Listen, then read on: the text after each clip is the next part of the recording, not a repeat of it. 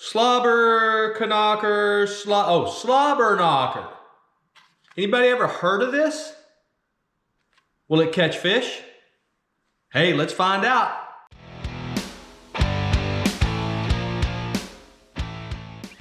Hey everybody, thanks for stopping back by the channel. You know, every year we get the latest and greatest of new lures that come out. And this year at ICAST, the one thing that I kept my eye on was Berkeley's new Slobberknocker.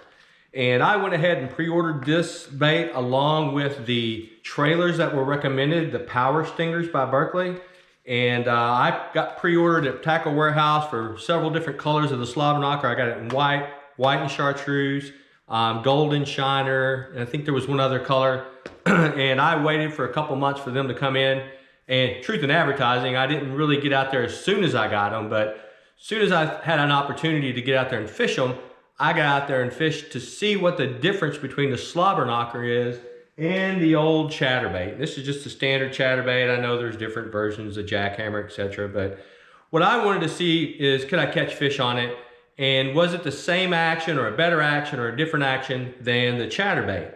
And typically, I don't fish a Chatterbait. Skirted Chatterbait, I put a Chatterbait head with just a Kitech Easy Swimmer, Easy Shiner on there, or some other type of trailer. Sometimes I do the skirted version, but I do fish a Chatterbait, do real well on it. So I wanted to see what the difference was. And I will tell you, there is a difference. There is a difference between these lures. They are not the same lure. They're the same type of lure. They're bladed baits, different action, different lures. But before we get into the details of that, I thought it would be good to show what I actually did with the first day. This is the first day I went out and fished with the Slobberknocker. And I was only throwing it for a very short period of time because, as you'll see in this video, I had weather coming in on me and the wind was blowing in. But it gave me an opportunity to not only fish the Slobberknocker from my boat, but I also fished it from the bank. So let's take a look at the action.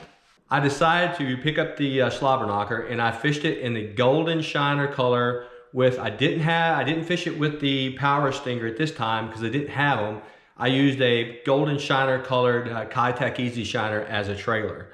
So what I did is I moved down this riprap, and in a couple of casts, I had my first bass right at 2 pounds, as you can see here. Now, kind of quick action here. I went ahead and kept throwing on this point because I looked behind me and kind of noticed that, yeah, the weather's coming in, as you'll see here in a moment. As I turned the boat, definitely had some weather coming in, and I wanted to get in a position where I knew this was a single thunderstorm cell where I could get to the bank and stand on the bank and be out of the elements in case it came down. There was a lot of light. And so just on the safety side, I fished here. You can see I picked up one and then a second, and then I picked up a third bass on that riprap point, all in a matter of 6 or 7 minutes. And I probably made only 20 casts. So, I mean, it was just in that few minutes, I caught, 3 bass, and that was the first time I'd ever pick up the Slobberknocker. Now, after that, I decided to run to the bank, pulled up on the bank. As you can see here, I came out on this point. You can see some activity there. When I walked up, some shad was right there at the bank. I threw out real far with the Slobberknocker, and as I brought it in, lo and behold, from the bank on the lake there with my boat on there, and luckily I caught it on video with my GoPro on, I have a nice bass. And I bring it back to the boat, I weighed it in, it was just over 4 pounds. I think it was a 4 pound, 4 ounce bass. Caught that on the Slobberknocker right there at the boat as that weather came in, or as at the bank, I should say. And I was on the bank due to the weather. So a nice 4 pound bass. Due to the weather, I had to cut that trip short. But in actuality, I did catch 4 bass, one over 4 pounds on the first time I went out with the Slobberknocker and threw it. Now, I did not throw it with the Power Stinger trailer. I used the Kitech Easy Shiner in a similar color because I didn't have the Power Stinger available. Now, I did go out with the Slobberknocker one other time, fished it a little bit with the Power Stinger, and was not impressed with the Power Stinger's action. I'll just leave it at that. We'll talk about a little bit of the differences between the Slobberknocker and the Chatterbait. So I've got both here, and you can see there's There's some size difference in the standard chatterbait and the Slobberknocker blade, and some different angles. But what I would really tell you that's different about the Slobberknocker versus the chatterbait is the vibration. The vibration of the Slobberknocker is much tighter. It is a very tight, high vibrating bait. It's not a lot of waggle wiggle from the actual jig, because the bait head has the actual Slobberknocker blade through the head. So it creates a tighter wiggle or tighter pattern with the actual bait. This is the actual golden shiner version of the Slobberknocker that I caught those fish on. This is the actual bait right here that I was fishing with. And you can see I did put the matching stinger on there later on when I went out and fished a little bit. Another fishing trip. Didn't fish it very long. I was catching fish on a different technique. But what I really like about this is that tight vibration. And the vibration is so tight, when it vibrates, the actual skirt blows up behind it. It actually blows up when the blade vibrates, which is very different than the chatterbait. Now it doesn't, when you drop it, it does vibrate, but you don't get that big wiggle waggle down than you do in the chatterbait. You know, the chatterbait is the blade is loose from the head, so you get more side to side action and a different vibration in the chatterbait. There's no good or bad difference between the two. They're different baits. This is a different type of vibrating bait, you know, versus the chatterbait. Do I like the Slobberknocker? Absolutely. Do I recommend you have it? Absolutely. Do I recommend it over the chatterbait? No. I think you need both. They both have different types of vibration, different action, and I think they're both versatile, and you should have both in your tackle box. I don't think there's anything wrong with having both. Just a different vibration in this one, and sometimes that's the difference when you're out there fishing. Hey, if you're in a tournament, it may be the difference between catching 2 and 7.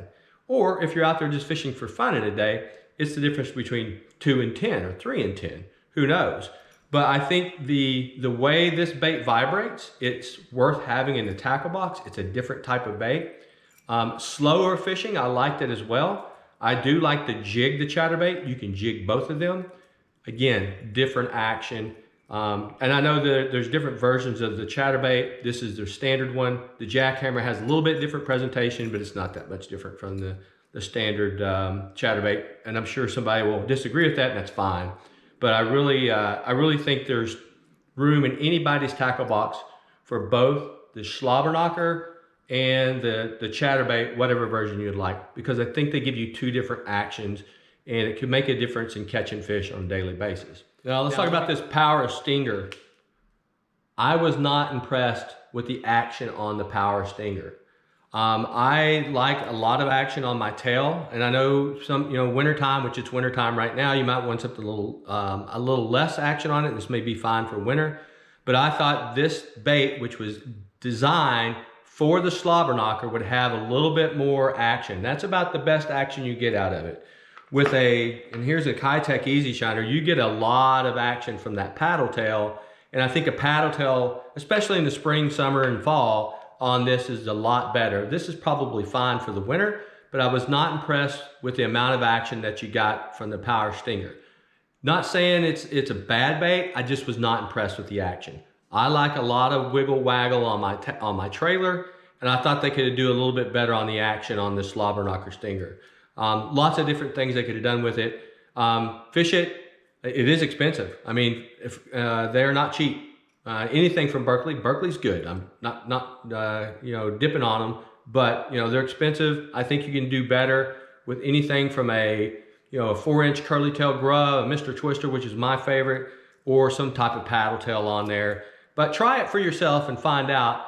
I'm just not going to give it a 2 thumbs up. I'll give it 1 thumbs up, but not 2 thumbs up on it. I just think they could have done a lot better. Slobberknocker, absolutely 2 thumbs up. It's worth it. It's a good bait. The vibration is fantastic. It is different than the chatterbait, but I think every fisherman should make room for both, because I think they both have application that you can use on a daily basis year round with this bait. Everybody knows the chatterbait's good year round, depending on how you fish it. I think the same holds true for the Slobberknocker. That's what I would say. Keep them both in your boat. Keep them both in your tackle box. And there's different options you can throw on a trailer with any of them, right? It really comes down to personal preference. Every fisherman has their own preference. Every fisherman has their own techniques. And you'll find a way to, if you decide to buy the Slobberknocker, if you already have, you'll find a way to add it to your arsenal and be effective when you're out on the water. So, hey, that's the review on the Slobberknocker and the Powerbait Stinger. I hope you enjoyed it. Again, highly recommend it. And until next time, tight lines and good luck fishing.